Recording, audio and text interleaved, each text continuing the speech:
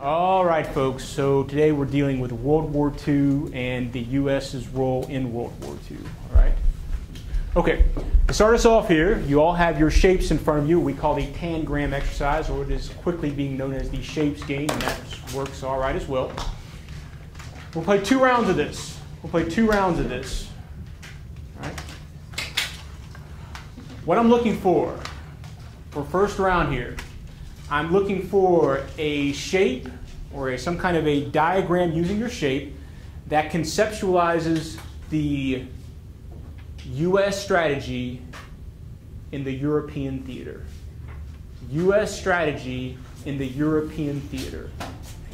I'll give us 3 minutes. European strategy in the U.S. strategy in the European theater. Here we go. What a great day for Vaughn not to be here, right? So we got to think about this here. What was...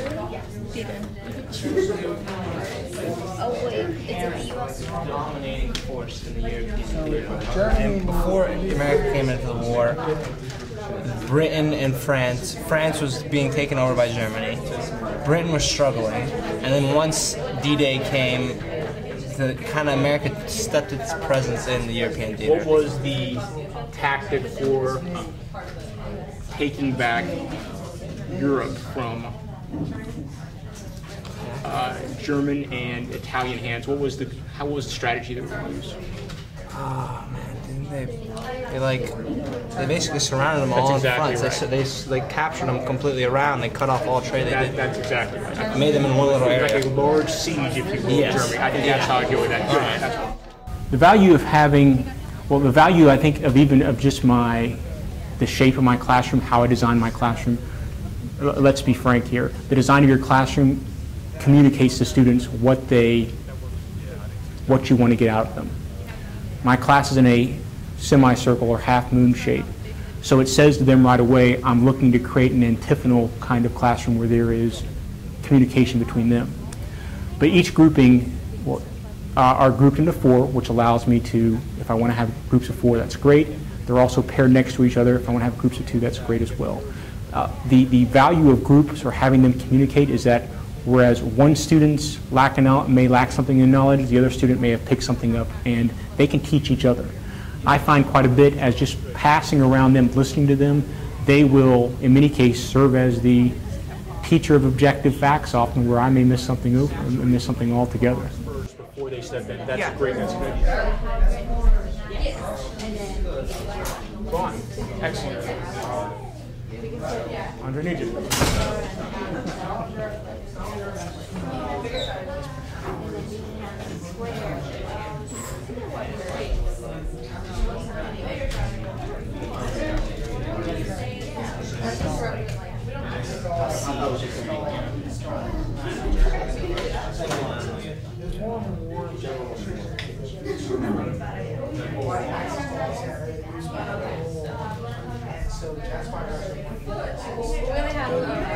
And afterwards, you can see after the invasion of Germany, because Germany was so focused on taking down France, Germany was focused on Russia and not focused on the British and the Allies.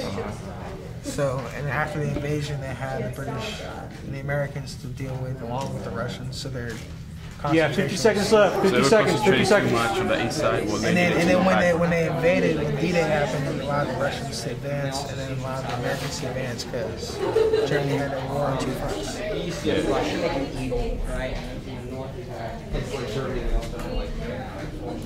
you had kind of basically surrounding all sides. Yeah, 30 seconds. 30 seconds.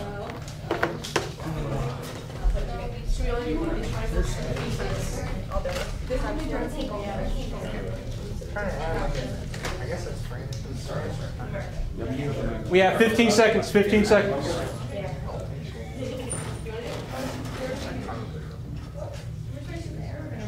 10 seconds. 10 seconds. 5 seconds. 5 seconds. All right, go to the board. Activating background knowledge is very important.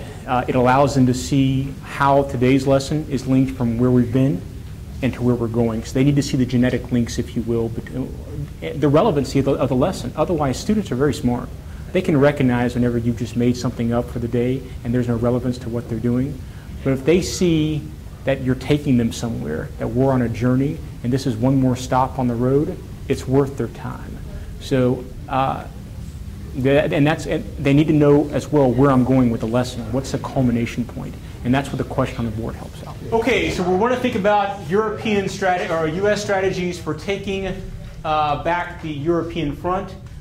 Things that I think about whenever I think about the European theater, if you will, would be the containment strategy and the endeavor to, of course, sweep in through North Africa, liberate Italy, and eventually, of course, by 1944, D-Day, in which we liberate France. And of course, on the Eastern Front, we should always think about Russia with Stalin pressing forward into Germany, essentially like we have containing this, pushing Germany back. So let's see what we have here. Assuming this is exactly where we're going with at this point. We have the U.S., of course, sweeping upwards. We have also eventually proceeding northwards into France and eventually pushing into Germany with the Battle of the Bulge. And of course, on the other side, we have Russia. Containment? Yeah. Nicely done. Good stuff. Okay.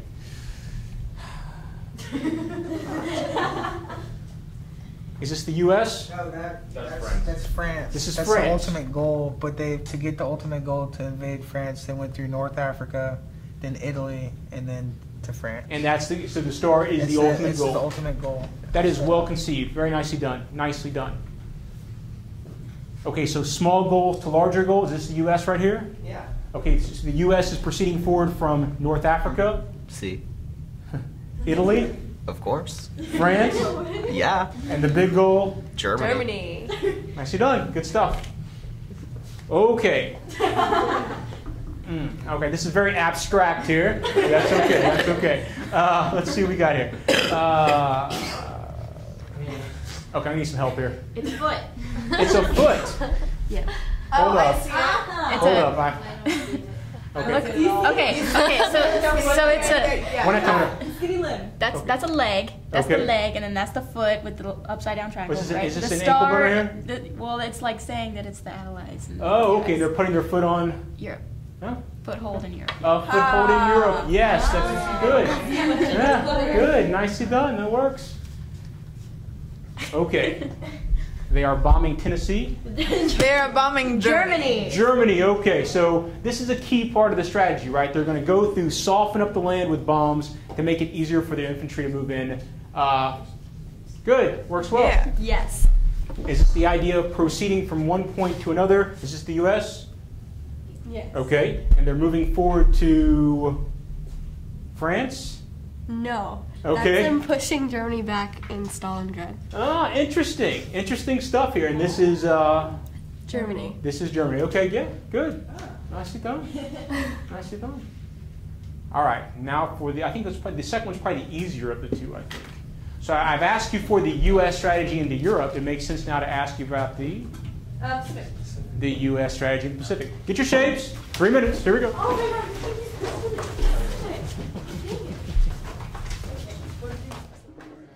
I'll tell you, it's actually a Chinese game called a tangram game, and it's used in geometry a lot. So I'm always trying to bring in the shape game. The shape game is essentially a way of getting them to think abstractly. I'm always trying to bring in different disciplines into my subject so they can see the relevance that history has tentacles, if you will, across disciplines. And here's a case where it allows them to bring in their geometry backgrounds and think in ways that may be more than just drawing or writing things that are clear. I want them to think in terms of symbolism as well. And if they can conceptualize that way, I can create deeper thinkers. Okay, that works. All right, ladies, what's your plan here? What do you think? How we Their strategy, and like a big portion of their strategy, was taking over the islands that are in the Japanese area. it's like We thought we were gonna. power Yeah. going Yes, in. that's exactly right. The method is called island hopping. Island hopping. Good. Ladies, what are you thinking here? Stopping expansion. So you also have a containment strategy there, stopping the expansion of Japan any further in the Pacific. Yeah, I like it. It's good. Good. All right, ladies, what are you thinking? Well, they basically went through the Pacific and took all the small islands leading to Japan, and then once they got there, they used the B-29s to bomb them. Yeah, that's where island hopping, island hopping, island hopping. Good. All right, folks, what are you thinking here? So these would be islands, like they're island hopping, and then after a couple, it's a just big arrows, space, arrows and straight arrow around to it. It's like Hiroshima and Nagasaki. Huh? Good, that works. Guadalcanal is like right here. Yeah. What's the plan here? We have a ship, we and have then Japan and the islands, and islands. then Japan. Okay, so once again, they're proceeding to. And the naval dominance of the United States within the Pacific.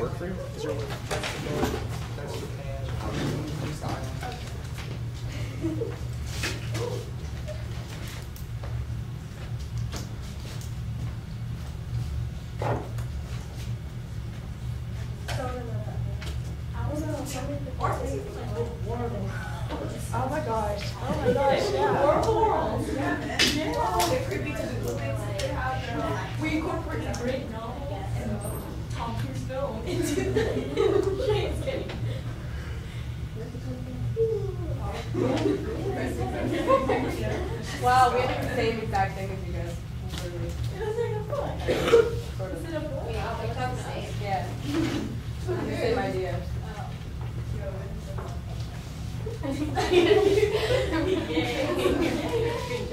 Good. Okay, let's see what we have here in terms of what we're thinking about or what you're thinking about. In terms of the U.S. strategy for liberating the Pacific. I'm going to assume here that this is this Japan the ultimate goal? Yes. Okay. They're like island hopping to Japan, and then when they got close to Japan, they bombed them. And that's the plane bombing it. Okay, well there we go. That's perfect right there, right? You got the main vocabulary part in terms of island hopping, which is the strategy. And of course, how it ultimately culminates is with the use of the atomic bomb at the end. Good stuff. Same concept here. Is this island hopping moving eventually towards the main goal, Japan? Yes. Yeah, it does have kind of a look of the War of the Worlds alien as well. Nicely done. Good. It is, yes. Good stuff. Okay. We're moving towards Japan. Is this a vessel of some kind, or? No, that's Japan trying to expand, and that's supposed to be an X, but the magnets don't really cross. But So we have Japan trying to spread out in the Pacific for more resources, and they're being blocked here by the, well, at least the U.S. at this point. Good. I like that. It's good stuff. Okay. Island hopping again. Okay. Till you get to Japan. Yep. And I see two of these. I'm going to assume Hiroshima, Nagasaki. Yep. Yeah. All right, so very similar over here, but still, it's the same concept. It works well because it's correct. Nice job. Okay. This is a boat? Yes. Okay. All right. They have island hopping. And naval dominance. To take So down to take Japan. the islands. And I like the fact you actually separated your points out because, of course, that's exactly what happened. They are moving all throughout the Pacific, liberating both the Philippines as well as in the northern area, Okinawa, places like that, to get to Japan. Nice. Good. Okay. Is this Japan here? No. Is this the U.S.? No. Is this the Pacific? No. Okay, is this a circle in the middle of, of a whiteboard? Big bomb with arrows. A big bomb with arrows. And it is going... Okay, so right here? That is a U.S. flight, the ship. Not the ship, the airplane. Oh, I see. It is dropping the bomb. On Japan. That works. Simplicity. But it works. It's fantastic. Well, now I'm curious in terms of why the bomb has wings. More deadlier, I guess. I don't know. Wait. There you go. All right. If it has wings, it's deadlier. There you go. Engineering insights. I like it. Okay. Okay, so we're going to collect our shapes in a second. All right. Real quick, once you go back to your seats, we're going to put on the videotape, the video series. It's only 13 minutes long in terms of World War II. From the Crash Course series, we've used this series before, and I'll give you the overarching question before we start so you'll know what you're looking for in the video series, right? Get your shapes, pack them up, we'll go from there. All right, this is the fast talker, folks, so of course we've got to keep up with him, but it's also, as always, has a great deal of a wealth of knowledge here. Here's your overarching question that I am looking for. I'm looking for the impacts of World War II, the impacts of World War II. In general. Why I'm doing this here, this isn't going to talk so much about the U.S., it's just to give you just an overall idea of how World War II unfolded, what were its motivations, and then we will begin cutting into the lesson, if you will, as we go throughout and get more in terms of the U.S.'s role here. But I just wanted to give you just an overview of what World War II is about. I have a game plan for each class and change things up. My classes, I try not to keep them the same, looking the same way. Every 3 or 4 classes do something different. Sometimes I have just debates in classes, but you want to keep the students off balance. You don't want things to become boring, because if it becomes boring for them, they're not going to be interested in history. Sure. See what kind of questions you have, because it's really fascinating. You think about U.S. history, this is one of the prime highlights of U.S. history is World War II. All right? I mean, this is whenever we become, post-World War II, a superpower. I'm going to that 8th-rate soup strainer. I'm not even going to acknowledge your existence.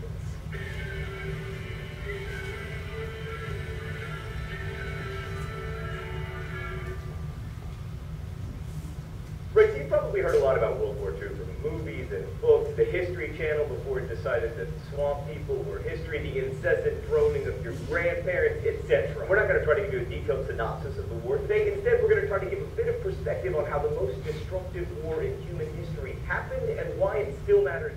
Okay, here's what I need. I need 3 questions. 3 questions regarding the video. It can come from your notes. It can come from something expressed in the video, a question put out by the video, or a question. Okay, find your best question, please. Find your best question that you have, the one you're most interested in. Find your best one. Once you have it, go to the board, or on the board. In terms of why students feel free about their study of history, this takes a couple of weeks, whenever the class first begins in August, for them to get comfortable with speaking. I think a lot of students come into class used to the hierarchical mode of teaching, in which the history teacher just tells the student, this is what you should know, deal with it. And their opinions are never really raised, because they're viewed as being meaningless. So once they begin to realize my opinions actually matter here, if I can justify them, things typically take off pretty well. Okay, look at the questions please on the board here. See which ones stand out to you, which ones you want to deal with here. We can talk about them. If you think you have one, raise your hand.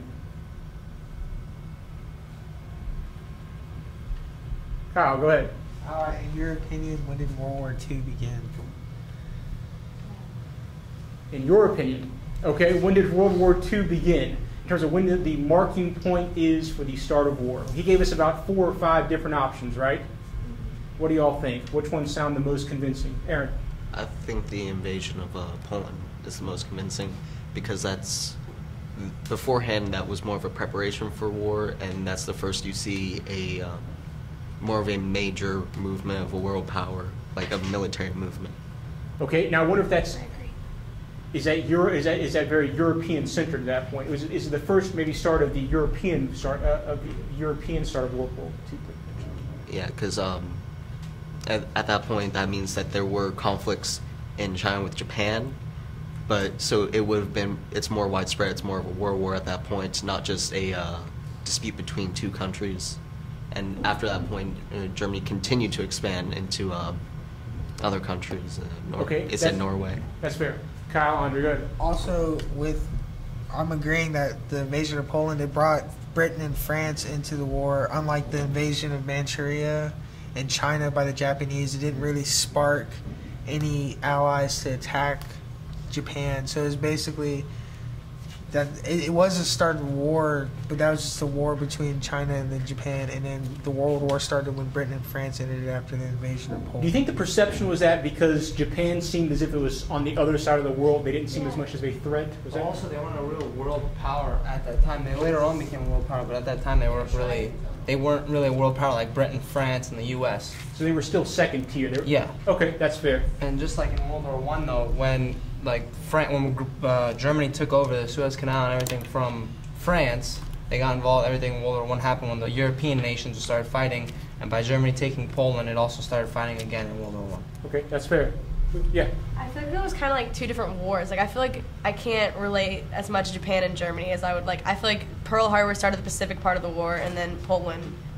I think this is a great comment. Can you make the case that World War II is not one war, but actually two separate wars? Yeah, it didn't really seem like two wars. Yeah. Because who else was Japan fighting? Besides the British in Burma and the Australians and the eastern part with the British colonies, the United States pretty much solely fought in Japan. Absolutely. So without the supply lines, it would be hard to distinguish between, or not distinguish, it would be hard to combine the two. It was the supply lines and the information that was going across those lines. I do wonder if Russia is the connecting point. How so? Okay, so, well, clearly in the West it's easy to make the connection, right? What's their concern in the East? They didn't Russia had already spread down into China with communism, and then if Japan went in, it would have forced Russia out, and they already had a score to sell because of the Russo-Japanese. Absolutely. The Russo-Japanese War, that there was that bad blood in 1905 after Japan beat Russia, the first time, by the way, that a Eastern power had beaten a Western industrialized power. So there was some bit of honor to regain for the Russians. Other questions on the board. Let's get at least one more here before we move on to what we want to deal with.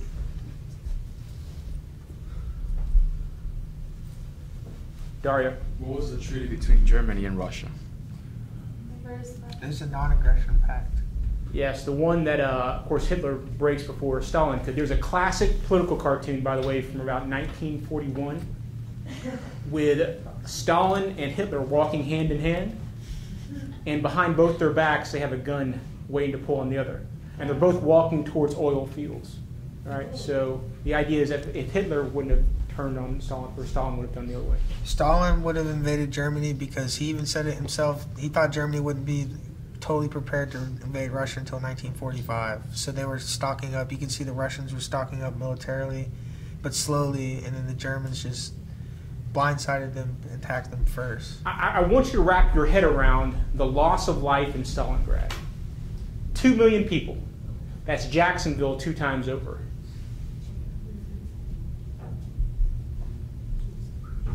This was one day? Was it 7 days? It was 7 days. Very short war, a battle there. And 20 million overall. Right. Yeah. But did Russia have the military might? They had caught up to some degree through Stalin's 5-year plans, but they were still behind. That's what I was wondering, because I feel like they didn't invade Germany because they weren't ready. Like, they weren't ready to do it at all. They like the frontal assault a lot. They just like to throw a bunch of people out of one position, and then, I mean, there was even in Stalingrad, there was guys who didn't even have guns, and they just rush these German positions, machine gun nests, and yeah, Ulysses Grant would have loved to have Russia. Would have loved to have Russia at his disposal because it was their kind of.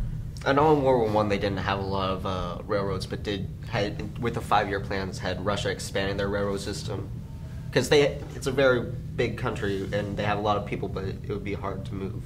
They had it caught up very much so in terms of their industrial might, in terms of railroads as well. Again, still not where other Western countries would need to be, but they were well beyond the point where they were in the 1920s when they first started the 5 years. I'll take one more question. We got to move on. Yeah, I'm going to ask my own question. Okay. But why do we hear so little about the other countries' involvement, like Canada and Argentina? Yeah, I didn't even like, why do we only? Yeah, me either. I wasn't aware. Yeah, this is a great question. This is exactly why folks have begun the course called World History has started up, I guess, in the past 10 to 15 years or so to really think about what are the connections with other countries in global events like this. It's more than just about Europe. It's more than just about China. It's more than just about Japan. It was literally a global war. So we're just now starting to get more and more efforts put out to think about what was the impact, or how was South America involved in these wars? How was Africa involved in these wars? So it's a great question. Yeah. To go off of that, like, was there any significant changes in these countries after contributing? Like they said, Argentina put 40% of Britain's food during the war. I think the biggest impact post-World War in these non-industrialized countries or non-westernized countries, for example in Africa, is the decolonization movements. The idea of saying, okay, You've liberated the world to make it free. Now we want to be free. And that's exactly what happens in Africa with these various liberation movements. That's a great question. 1, 2, yeah. I mean, they say that it said on the video that Canada lost more people than the U.S. did in the war. But like in Per capita, just like not essentially. in general though, is it do we hear little about the other countries' involvement because the war people consider the war to be generally between The world powers? I think it comes down to a study of history. Traditionally, history has been very Western focused, and U.S. history has been very U.S. centered. I think it's just because the Eurocentric nature of studying history for the past however long, 100 years or whatever, has been focused on the primary powers as opposed to the peripheral powers. So we're just now starting to get that. What was the purpose of Canada entering though in the first place? Like, did like Britain or us appeal to them? Like, hey, we need some people. Can you like join us? Or like, did they just decide that it was morally like obligated to join? Like, why did they join in the first place? They're part of the Commonwealth. Yeah, they're part of Britain. Yeah. Because They are Britain's people. Canada is part of Britain. it's hard to explain, but basically, essentially, they're their own country, but they still recognize the monarchy. That's essentially like. Still monarchy. Still there's a monarchy. But spread But of it has no democracy. That's not that. Spread of democracy. All right, Brown, your study guides. Let's talk about the U.S. involvement in the world war specifically. I love Mr. Cason, are these pictures from Captain America. Well, they just seem to make sense for this study guide. I was like, how did that hold up? Was the hype? All right, the study guide is, I post on my website usually about a week in advance. It goes with the chapter, usually about 6 or 7 questions. And again, they are focused questions. They're not just really what kind of questions. They gear students towards the most essential points of the reading. At the top of the study guides, I generally put images, usually political cartoons. But we're dealing with World War II, so I knew that a lot of these students, they were probably Captain America was on their mind from, I guess, the last summer's movie. So I pulled out some Captain America propaganda posters, and lo and behold, every class has come in, they've had a positive remark to it. So it's just a simple way of trying to get their interest in other. For example, how I frame one of these questions: to what extent did Roosevelt as president experience an expansion of power as a result of war? That's an opinionated question as long as they can back up their arguments. Another question: agree or disagree, the American use of the atomic bomb on Japan was unnecessary and excessive? Again, it's open-ended based on their argument. Yes or no kinds of questions don't press the extent of critical reasoning. They've got to be able to show why they believe. We're producing citizens here. That's the end goal. We are producing citizens for the future, and they've got to know whenever they vote in the future why they're doing it, not just because someone looks a certain way or someone holds a certain belief. I want them to be able to substantiate their claims. Here, number 1, to what extent did Roosevelt as president experience an expansion of power as a result of the war? Now this is interesting because we think about the Great Depression as being an expansion of presidential power. We can make the case that a war actually expands executive power more than social events. But we'll get to that question in a second. Yeah. Well, in this case, he had to prepare the country for total war. And with stuff like the War Powers Act of 1941, it allowed him to have like a wider range of power, that which he was allowed to use to bring about like mobilization of U.S. population and economy. And he was able to like establish boards to control labor and prices and production. So, and like it's similar to how, like the Office of War Mobilization, which was created in 1943, it's another example, which is similar to like the purpose that the War Industries Board served in World War I. Good. Okay. He also received full support from Americans after the bombing of Pearl Harbor, because as soon as they bombed Pearl Harbor, then that's when we entered the war, and Americans were outraged by the loss, the extreme number of losses. So you're saying that loss essentially gave the president a blank check, if you will, to do what he needed to do at all costs? And they were supportive of him entering the war. Okay, that's fair. Right. Hannah's going to start the line. So we'll start with Alexis. Alexis is going to give us one reason why the use of the atomic bomb on Japan was necessary. Then she'll come over here to Ashley. She'll give us an argument why it was unnecessary, and back and forth, back and forth. Remember, as it goes along, once that point's repeated, you can't repeat it more than once. You've got to come up with a new reason. So it gets more difficult as we go towards the back of the line. At the end, Hannah, you must tell us which side is more persuasive for you. And then you're saying it was necessary and not excessive. You guys are saying it was unnecessary and excessive. Are y'all ready? No. Oh, this will be good. I'm pumped. All right, let's go.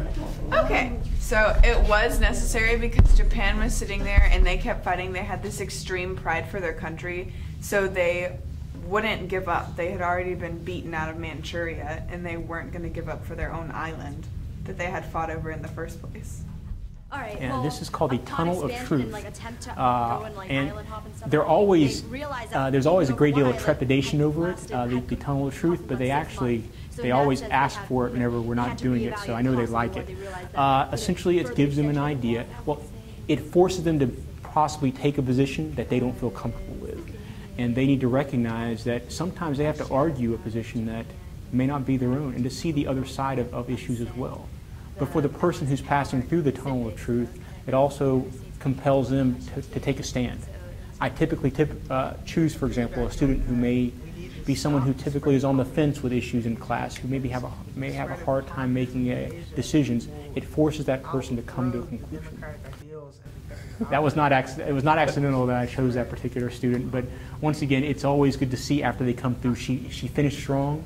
She clearly knew what she believed. She had a reasoning. I was really proud of her.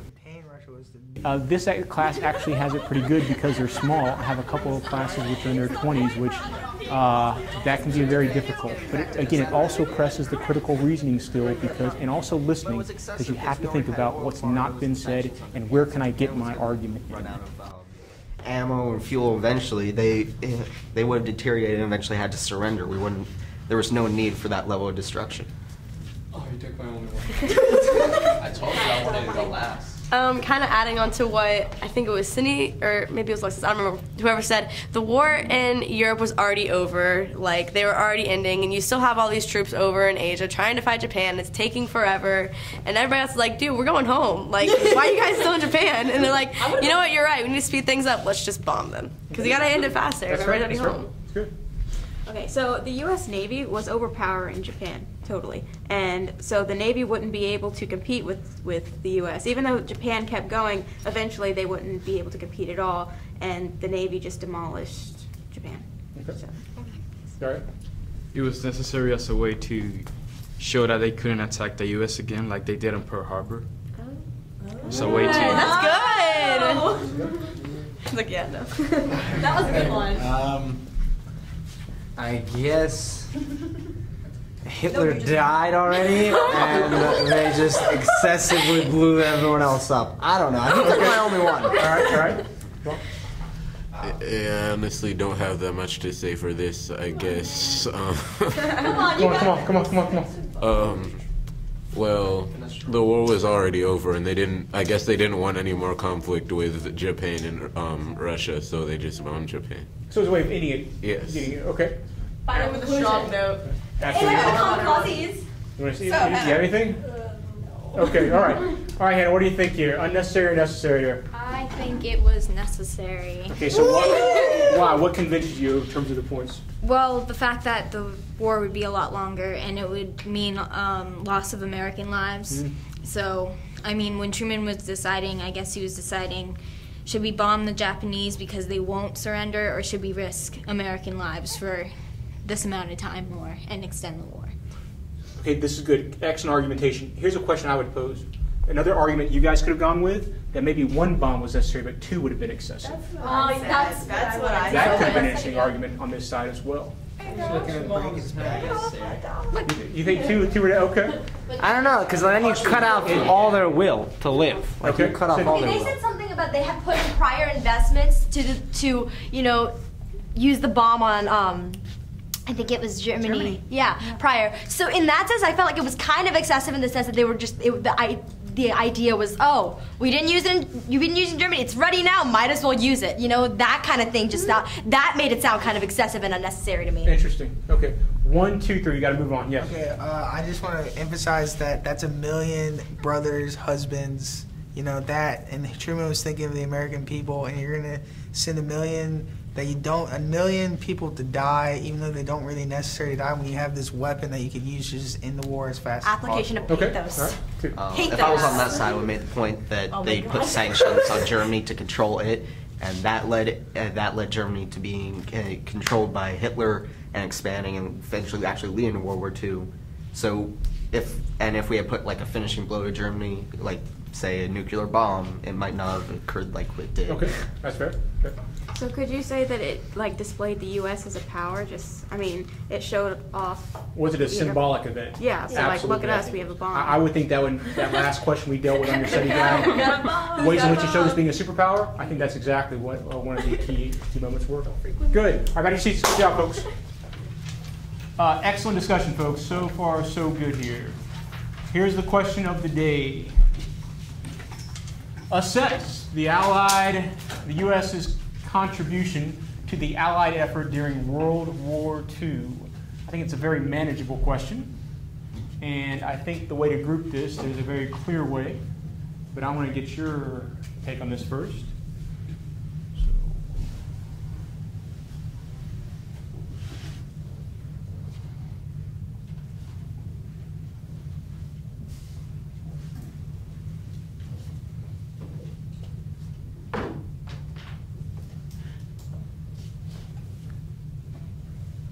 Assess the United States' contribution to the Allied effort during World War II. All right, with the person next to you, I want you to take about 4 to 5 minutes here to think about how you would attack this question. Then we will come back together as a large group and figure it out. States to have the leaders like Patton and you have Bradley. Bradley was key, especially in North Africa, to bringing out the end of the North African campaign. Should you see this question on the ACE exam, I would definitely go for it. I think it'd be a very manageable question, one that you could easily write. This, of course, as always, could be the sticking point, the assessment part of it. But I think it's a very manageable question, and it's been a while since we've seen this. But how would we go about organizing this question? Based on the feedback you've given me, of course, there's always the possibility of doing the ESP method, the economic, social, political. Some of you are thinking geographically here, breaking it up into theaters, Europe versus Japan. And then I'm also seeing thematically as well, and this is the kind of the way that I did it whenever I thought about this question, in terms of a paragraph on leadership, economic assistance, and total warfare. But I'm not sure in terms of how, if we did that, in terms of the assessment part of it, we'd have to think about that. We're going to chase that down, see if it'll work. Yeah. How did you want to argue total warfare? Like, how was that a contribution? Well, it's been said that while the British gave their time, the Russians gave their blood, we gave our money. Yes. That, I would say, is probably the most important contribution we make, our total war industry effort. So, are you saying, like, one paragraph you talk about like production of tanks and then cash and carry and lend and lease and all that? Well, let's see here. Or let's see what we have. What would come up here? All right, so let's say we had a paragraph on total warfare. I would want to focus on here troops, arms, and of course land and water vehicles.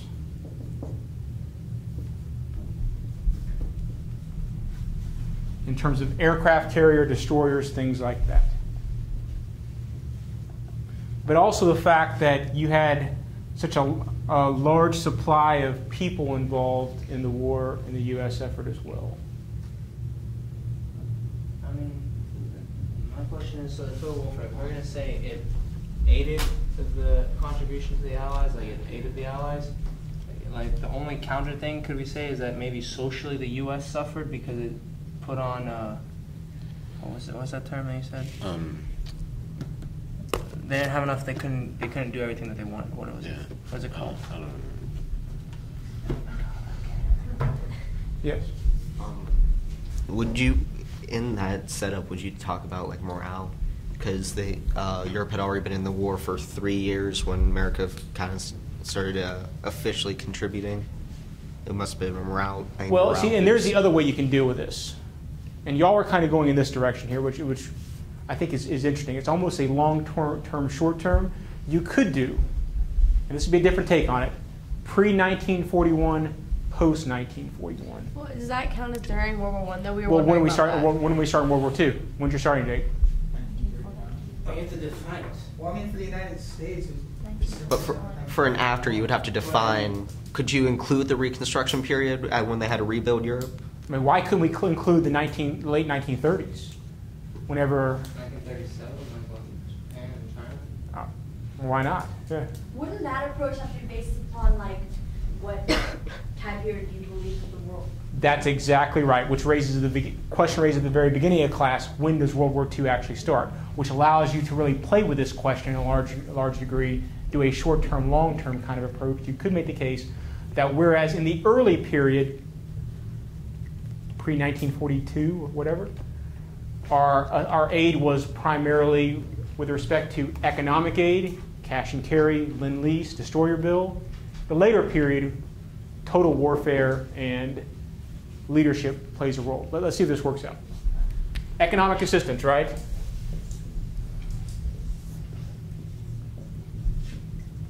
In our endeavor to remain isolationist here, we are not exactly physically involved.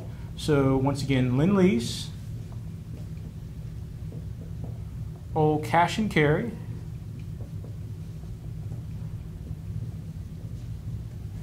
and the destroyer bill, which we essentially unpack a bunch of our World War I destroyers and send them to Britain.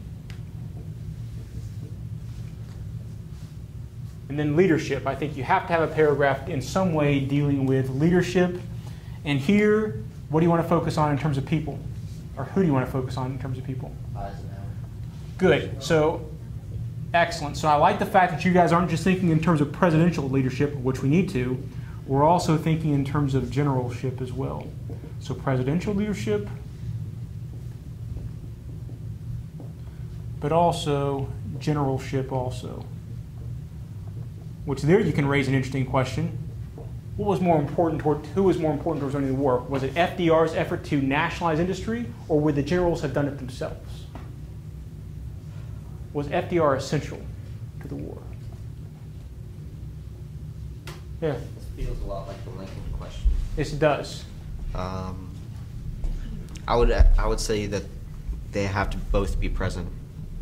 Without total warfare in the United States, supplying the generals with what they needed when they needed it, it doesn't matter how well the leadership was, they wouldn't have been able to win. So FDR's presence then sounds essential in terms of his willingness to extend executive power. But if they had someone leading the troops, someone like Grant with only full frontal assault, no maneuvering of the troops, so you would have been mass losses of not just the money, but of the men and all the resources. So the Eisenhowers, the Pattons, the Nimitz in Pacific, those generals, there was a payoff by having those great figures involved. Okay, yes.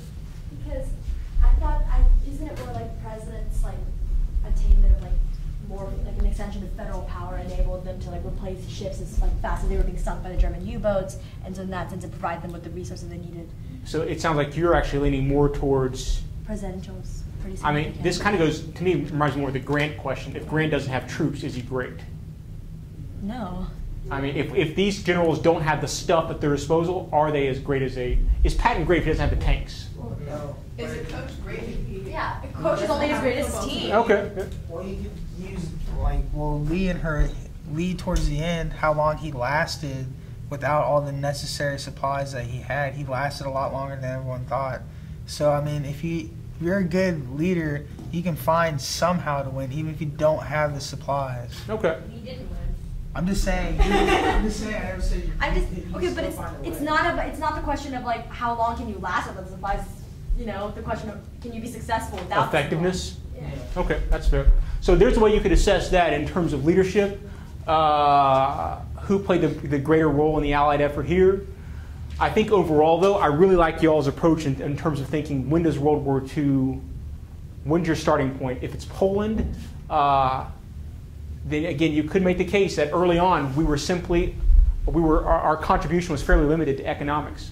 But post Pearl Pearl Harbor, that's really where we begin to see, well, probably our greatest contributions are going to be our total warfare effort with our troops, our armaments, things like that. So I think I like that division there. That's good stuff. Yeah. I just had a thought pop in my head about Roosevelt. He was also key in keeping the alliance together with Churchill and Stalin. That's exactly right. I think we can't underplay that, because once he dies, Truman essentially falls apart in many cases. That's good stuff. All right, folks, we leave in about 3 minutes. I need a thesis statement, and then we'll wrap it up. And there we go, folks. Yeah, I'll turn it in. Take it up. Put it on a separate sheet of paper, please. A thesis statement for this question here. I'll take it up. Make sure your name's on it. Excellent job today, folks. Yeah, in terms of how I drew to the overarching question here, the idea was I like to think about each class as a funnel. We're going to start large, and we're going to work down to a topic. So we started off the class thinking about just World War II in general. And then we got to thinking about the U.S.'s role in World War II. And then we really came to the most important topic of what was our contribution in World War II, and to assess that. The key word being to assess, not just give me those points of how we involved ourselves, but I needed them to make an argument on what parts were our contributions the most important. And again, that's when I'm pressing them beyond just the whats and thinking about the whys, if you will.